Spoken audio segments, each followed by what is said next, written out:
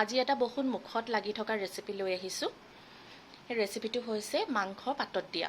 তাৰ কাৰণে মই প্ৰায় 200 গ্ৰাম মুৰ্গীৰ মাংস লৈছোঁ। অলপ অলপ সৰু সৰু বনছো আছে ইয়াত। 3 চামুচমান বগা তিল লৈছোঁ, কেইটুকুৰামান নাৰিকল, কেইটামান জলকীয়া, কেইটামান কাজু আৰু অকণমান নহৰু আদাৰ বটা। এতিয়া আপোনালোকে চাই থাকক এইখিনি মই কেনেকৈ প্ৰিপেয়াৰ কৰিছোঁ। প্ৰথমে মই গেছটো অন কৰি লওঁ। ইয়াত এখন পেন বহাই দিছোঁ আৰু প্ৰথমে মই কাজুকেইটা ইয়াতে শুকানকৈ ভাজি ল'ম।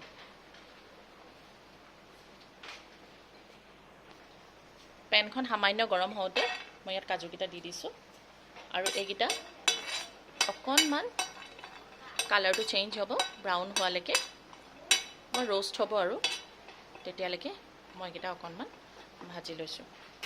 এয়া চাওক, কাজুকেইটা ৰোষ্ট হৈ গৈছে।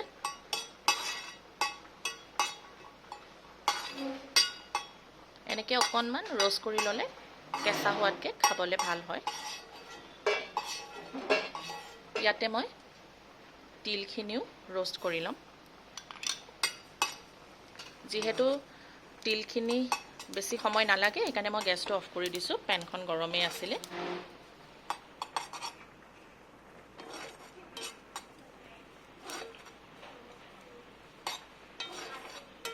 এয়া দেখিছে, তিলখিনিও ভাজা ভাজা হৈ গ'ল।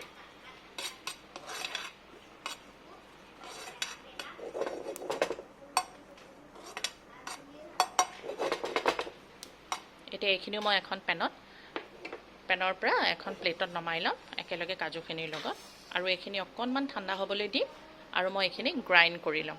এয়া চাওক কি ধুনীয়াকৈ ৰোষ্ট হৈ গ'ল। এতিয়া চাওক, এটা মই গ্ৰাইণ্ডাৰ লৈ লৈছোঁ।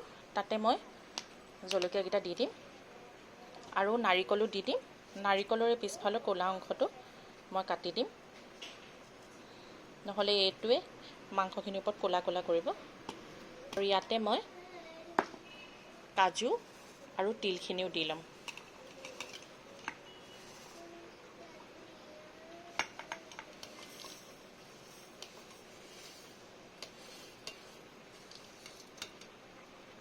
এতিয়া এইখিনি মই পাউডাৰ কৰি ল'ম।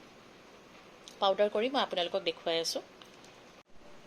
এয়া চাওক, এইখিনি মই খুব ধুনীয়া পেষ্ট নিচিনা কৰি ল'লোঁ। ইয়াৰ পিছত মই দেখাই আছোঁ ইয়াৰ পিছত মই কি কৰিম। মাংসখিনি পাতত দিবৰ কাৰণে মই এলুমিনিয়াম ফইল ব্যৱহাৰ কৰিছোঁ।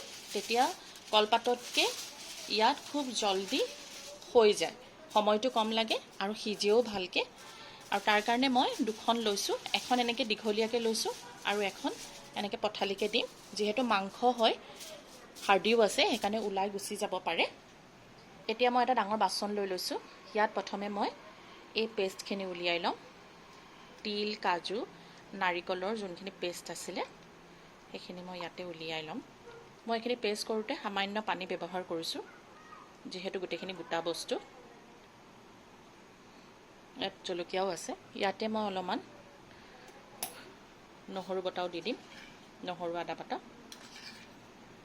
ইয়াতে মই জোখৰ নিমখ দি ল'ম। বহুত বেছি নিমখ দিয়া নাই, আধা চামুচ নিমখ দিছোঁ। আৰু ইয়াতে মই অলপমান দিম কেঁচা মিঠাতেল। বহুত বেছিও দিয়া নাই, প্ৰায় ডাঙৰ চামুচে 1 চামুচমান দিছোঁ। এতিয়া মই এইখিনি ভালকৈ মিক্স কৰি ল'ম। এইখিনি মই খুব ধুনীয়াকৈ মিক্স কৰি ল'লোঁ। এতিয়া ইয়াৰ ওপৰত মই মাংসখিনি দি দিম। মাংসৰ পানীটো আঁতৰাই পেলাই দিব, যিহেতু মাংসৰ পৰা পানী ওলাবই। এতিয়া মাংসৰ লগত এইখিনি মই খুব ধুনীয়াকৈ মিক্স কৰি ল'ম। এতিয়া মই এই মাংসখিনি ইয়াত ধুনীয়াকৈ সজাই দিম। মাংসটো সজাই দিওঁতে ইটোৰ ওপৰত সিটো উঠাই নিদিওঁ, চাইডে চাইডে লগাই দিম,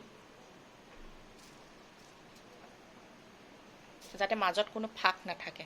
এতিয়া এক্সট্ৰা যোনখিনি মছলা আছে মই ইয়াৰ ওপৰত ধুনীয়াকৈ মিলাই দিম। এতিয়া দেখাত শুকান শুকান লাগিছে, যিহেতু মাংসৰ পৰা পানী ওলাব, এইখিনি সেই পানীতে সিজি যাব।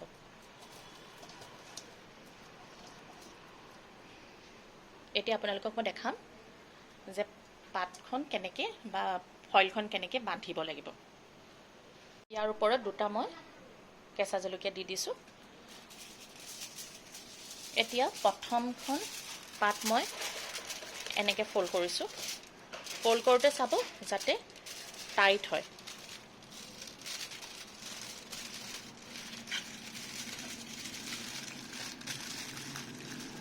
ঢিলা হৈ নাথাকে।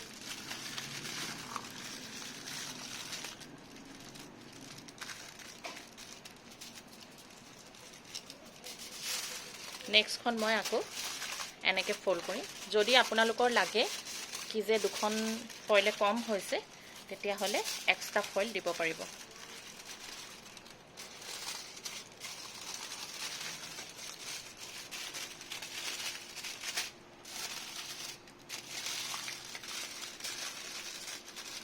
এইটো মই ধুনীয়াকৈ পেকেট কৰি ল'লোঁ।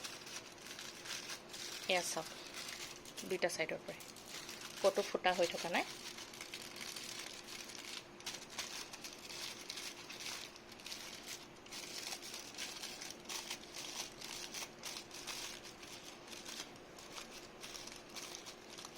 এতিয়া মই গেছটো অন কৰি লৈছোঁ। ইয়াত এখন পেন বহাই দিম। পেনখন অকণমান গৰম হওঁতেই মই এই বান্ধি থোৱা টোপোলাটো দি দিম। এইটো কিন্তু ওপৰৰ ফালটো নিদিওঁ, তল ফালটো আগতে দিম।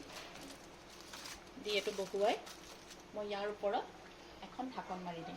প্ৰথমে গেছটো কিন্তু মই ফুল ফ্লেমত ৰাখিম।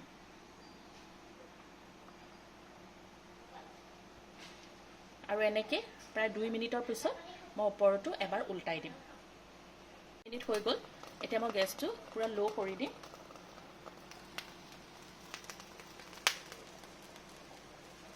আৰু এইটো মই এবাৰ উল্টাই দিম।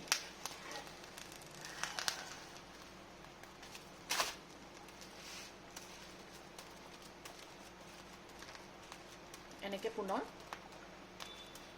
5 মিনিটমান মই হ'বলৈ দিম। তাৰপিছত আকৌ একবাৰ উল্টাই দিম। পুনৰ 5 মিনিটৰ পিছত মই আপোনালোকক ঢাকনিখন উঠাই দেখাম।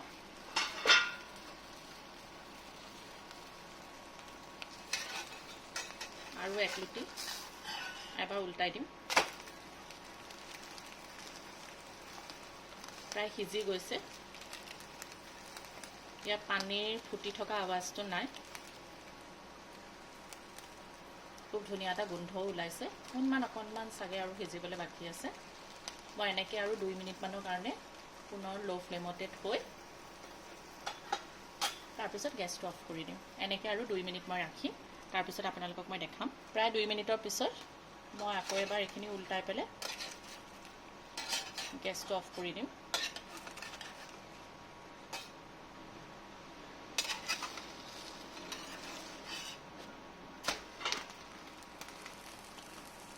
সিজি গ'ল। ইয়াৰ ভিতৰৰ পৰা কোনো ধৰণৰ পানী ওলোৱা নাই। গেছটো অফ কৰি দিম। অকণমান ঠাণ্ডা হোৱাৰ পিছতে মই আপোনালোকক দেখুৱাম যে এইখিনি কেনেকুৱা হৈছে। এতিয়া এইটো মই এখন প্লেটত উলিয়াই ল'ম। উলিয়াই আপোনালোকক দেখাম এইখিনি কেনেকুৱা হৈছে, কেনেকুৱাকৈ সিজিছে।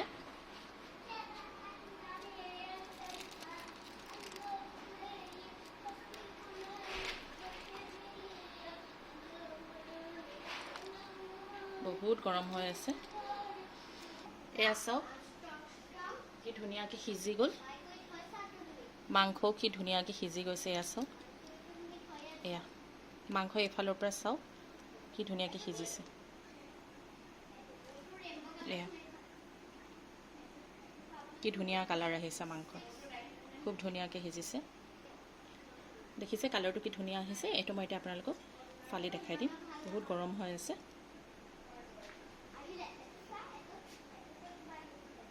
এয়া চাওক, ভিতৰটো চাওক কি ধুনীয়া সিজিছে।